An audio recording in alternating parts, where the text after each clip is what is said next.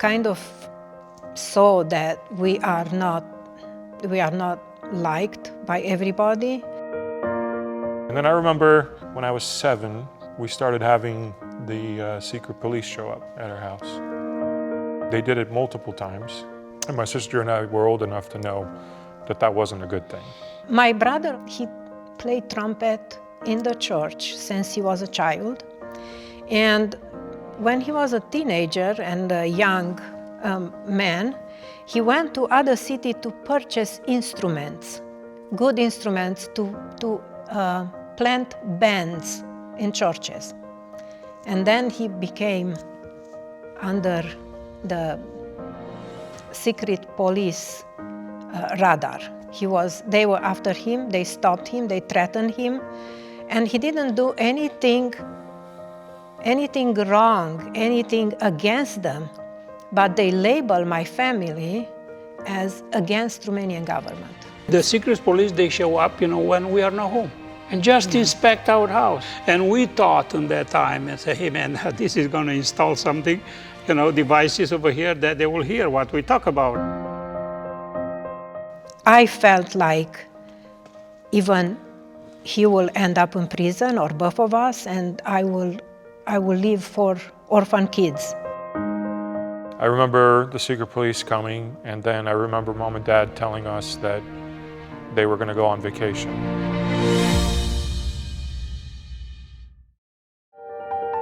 I was born in a Christian family, the middle child. I had 2 older sisters and 1 other brother and younger sister. So I was the peacekeeper in my family, or that's, at least I like to think that way. My parents invested everything in a land. And by the time I was born, communism was taking over Romania, and they had to give their land as a gift to the government. Everybody was pressured and pushed, and if you didn't do that, you ended up in a prison or punished in some way. The Communist Party, they wanted to put out a nice face, to the world. And that's how I learned in school that we Romanians are loved all over. So when we get to United States, I talked to people and some of them didn't even know Romania existed. So we learned history which wasn't real. And as kids raised in a city, before going to school, we had a neighborhood store. So before going to school, we had to go, stay in line, get the milk. Otherwise, in a few hours, it was no milk left. Or we had ratio of sugar, flour, for all this, we stay in line for hours. I grew up in a farm too. I was born in 1954. The communism was installed in Romania in 1944. And they start to take out the land, from in the middle of Romania, Transylvania, after actually pretty close to the Dracula castle. We about 100 miles north from that. Everybody know about Dracula. They took out everything that we have. If you have more animals, more cows than one, you have to donate that one to the government. If you have more land than whatever you need, they decide to leave you around half an acre per house, per family around the house. The people who have something have to be donate everything to, looks like the people who don't have anything, and they are the boss, you are nobody. If you say something, like I said, you might disappear overnight or something is going to happen to you. That was, you don't have another choice. You really have to do what they said to do if you want to keep your family or stay in a family. It was not another choice.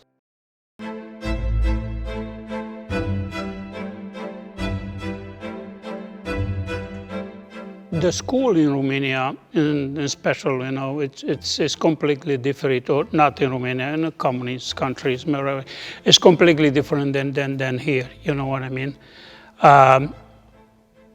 You go to you cannot be whatever you want to be. You know what I mean? That's something. When I was approved in a college to be like farm engineering. That one I was the only one that I can do. I could nothing else, even if I try, was not approved because my father was a pastor. The rules was like that you finish the college and then they will give you the job. It's not like here you have to look for the job. They give you the job somewhere, but you got to go over there. You don't have another choice. Doesn't matter if you don't like the location, whatever it is. Not everybody got the money to go through school. Some parents had to pay. And while we were in college, knowing my family history, I kept telling him, keep a low profile. They will do away with you. I just kept advising him. When I was 7, we started having the secret police show up at our house at random hours. And then they did it multiple times. I forget how many times, but it's a few different times. And my sister and I were old enough to know that that wasn't a good thing. And people talk, and you hear the people disappear. I definitely could tell that something was different, something was happening. And we all, even as little kids, you hear the stories, and we knew that the secret police was bad news.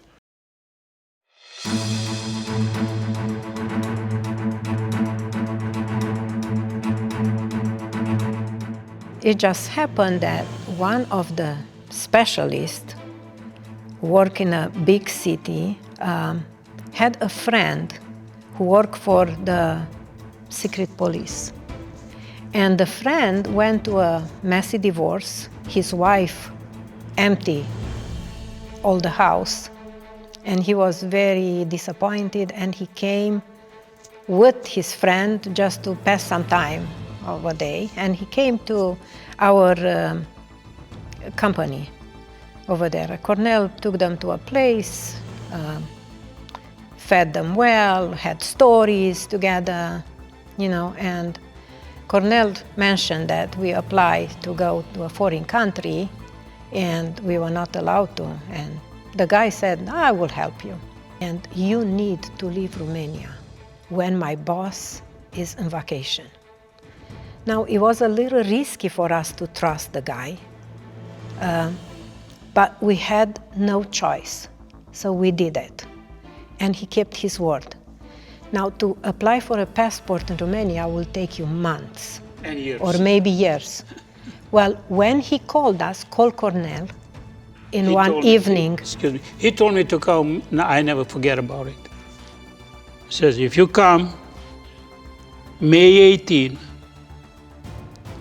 1986, you come right here, and then I will give you everything, and you can go visit your cousin, okay? But when they give me the passport, they told me clear, you have 10 days. If you don't leave the country in 10 days, you're not gonna leave no more. Very much adrenaline kicked in. What we need to do, we gotta go. What we do with the kids. I talked to my dad, and I told my dad exactly what's gonna happen. I wrote a note, and I put it under a painting in my house because I didn't wanna implicate any of my relatives. I talked to my older sister, which I trusted. I still trust today, God bless her. And I told her exactly, and she promised she will come and stay with the kids and take care of everything, after we leave. And with broken-hearted, I still remember my daughter. I said, would you come to me? I wanted to hug her and hold her, knowing that we will be gone. She said no, she wanted to play with a friend, I remember the secret police coming, and then I remember Mom and Dad telling us that they were going to go on vacation. And That was before, it was a little before I turned 8.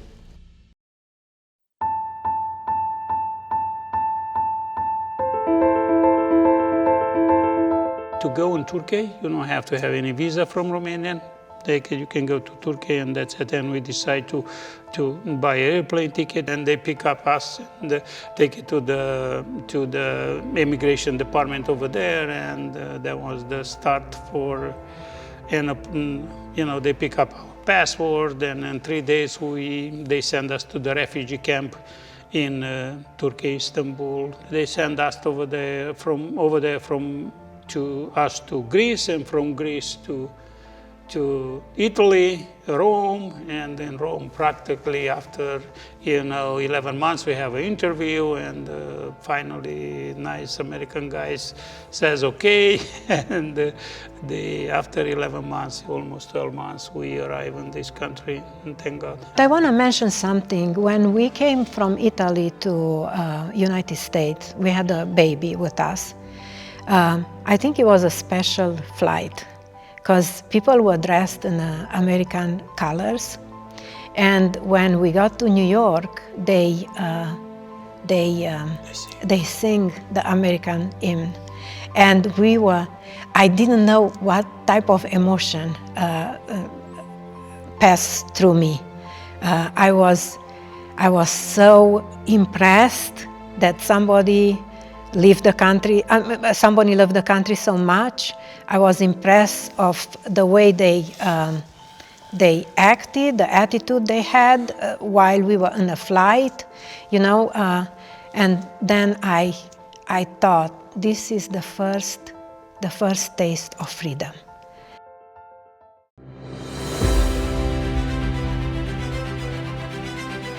At first I didn't know anything. We didn't really know anything other than that they were gone. But then when it became pretty clear, and I don't remember exact moment when I found out that they weren't coming back. Of course, as a kid you're excited, that your parents are moving to America. Of course you have no idea of the timeline or what that really means. And again, as I said before, we did, from time to time we would get a postcard, which of course we were excited about as little kids. And then all of a sudden, out of nowhere, it seemed like, that's it, you're going to America. And we also got on a plane, I remember that, for the first time, which was the same exact flight actually, from Târgu to Bucharest. And then from Bucharest, they put us on a plane and sent us to the US. Then we got on a plane, and this was amazing. This was a 747. This was huge. Of course, now we're in America, right? These aren't these little tiny Romanian planes. Now it's this giant 747, so we were amazed already. And the plane was, at that time, it was flying from JFK to Seattle, and then a little quick hop to Portland. And the plane was largely empty. Bunch of jet-lagged, slap-happy little kids. Again, this is pre-9/11, so everybody could come to the gate. So I still remember they did. They came all the way to the gate. And it was bizarre. It was kind of a strange experience. The biggest thing, we got back to the little apartment. It was a 2-bedroom apartment, right? It was a duplex, yes. Yeah. That we got to, and I just remember eating a bunch of oranges because we didn't have oranges. It's not a tropical country, Romania. So that was such a awesome thing to do.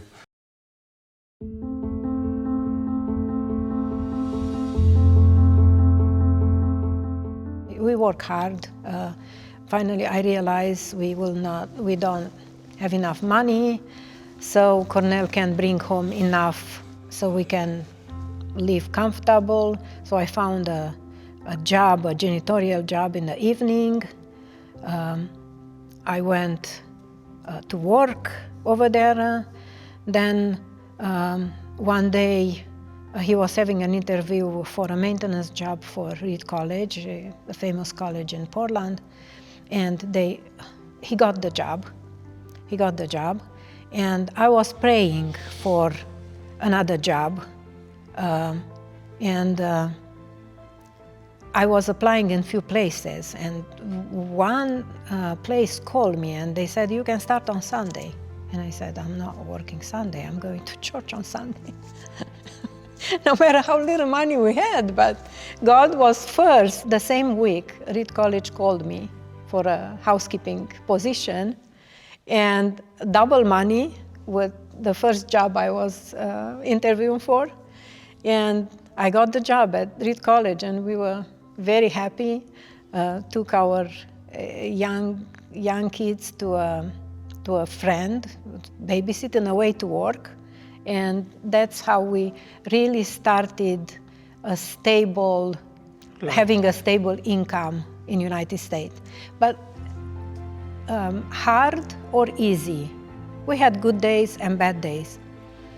We knew that we have the freedom to move to another place, to do something else. We were not stuck. We had opportunities, and that frame of thinking, that I do have opportunities. I'm not stuck here or I'm not stuck there. It's priceless.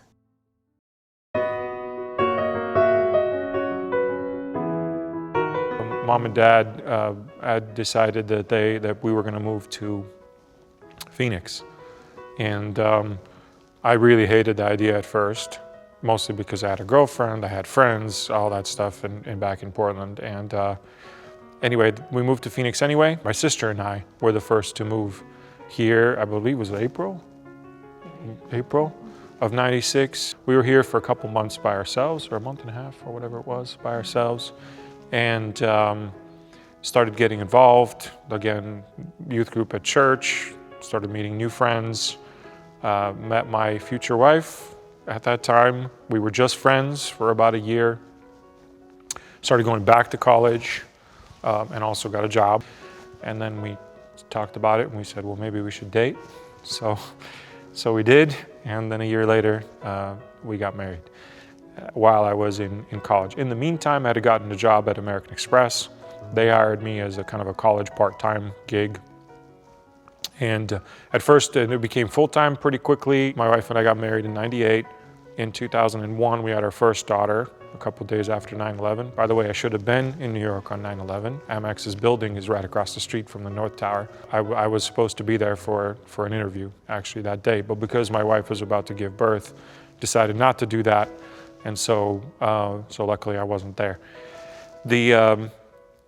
She was born in 2001. In 2003, our second daughter was born. And then in 2006, we had twins, twin girls. That was life-changing in many ways.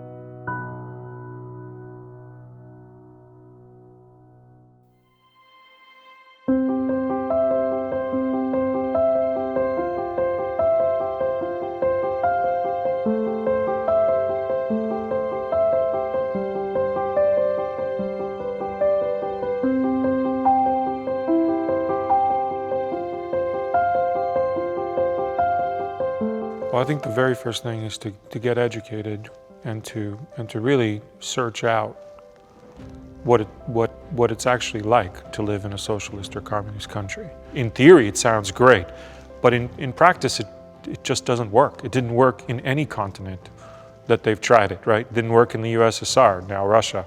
It didn't work in Eastern Europe, where we're from. It didn't work it's not working very well in North Korea. Just look at what the average person is dealing with there now.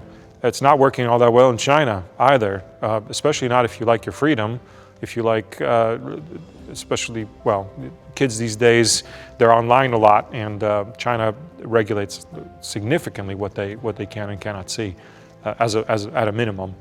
The opportunities that exist in the West are a dream for the average Chinese, and probably not even a dream for the North Koreans, because they have no idea what they actually look like.